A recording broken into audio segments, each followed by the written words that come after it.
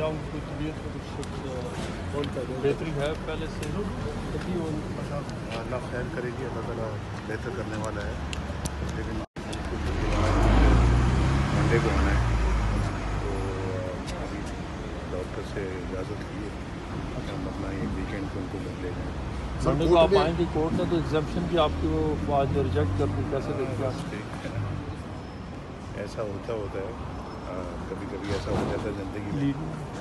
अब ज़िंदगी की सब उतार चढ़ाव हैं और ये इनको अप्स एंड डाउन्स कहते हैं ज़िंदगी को, तो ऐसा हो जाता है। और कभी कभी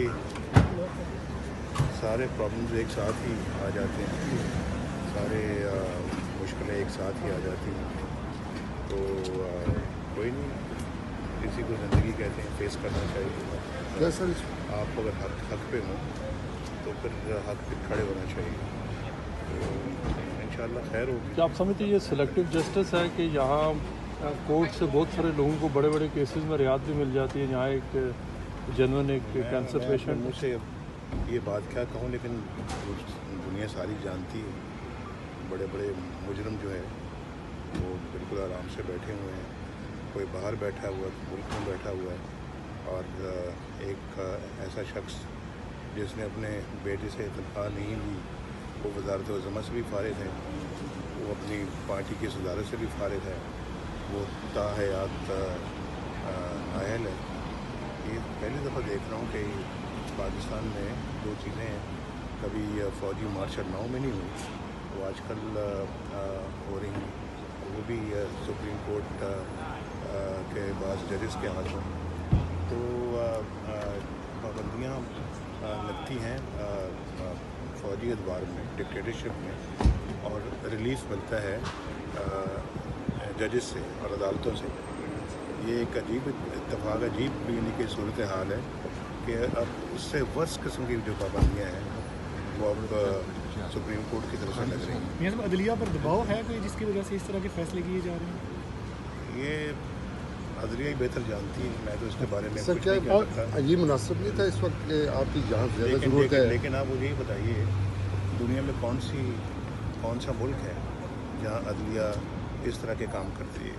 ये सोचने वाली बात है। और ये क्यों कर हो रहा है? और सिर्फ एक शख्स के खिलाफ, जिसका नाम मोहम्मद नवाज शरीफ। सर बेगम साहब की सेहत इस वक्त ऐसी है कि यहाँ आपकी ज़्यादा ज़रूरत है, तो क्या ऐसा फैसला कर सकते हैं कि आप अभी कुछ देरों ठहर जाएँ? देखने वाले भी देख रहे हैं, जानते हैं, वो भी उनको ऊपर सारी सूरत हाल आया है।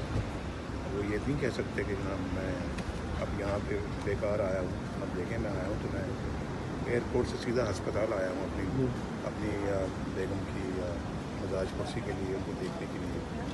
और अभी अगर एग्जामिशन नहीं मिलती तो मुझे परसों यहाँ से जाना पड़ेगा।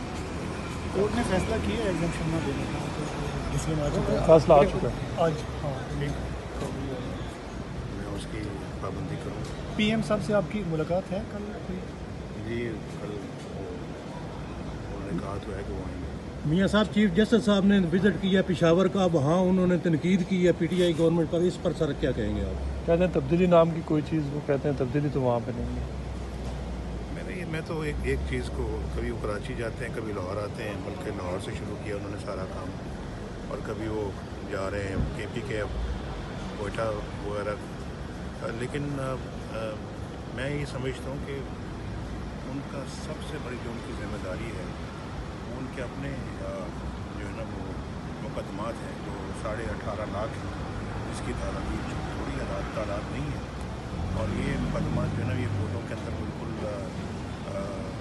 जो है ना वो धक्के खा रहे हैं, रुकते हैं, कोई पूछने वाला नहीं है। वो लोग जो बेचारे इतनी उम्रें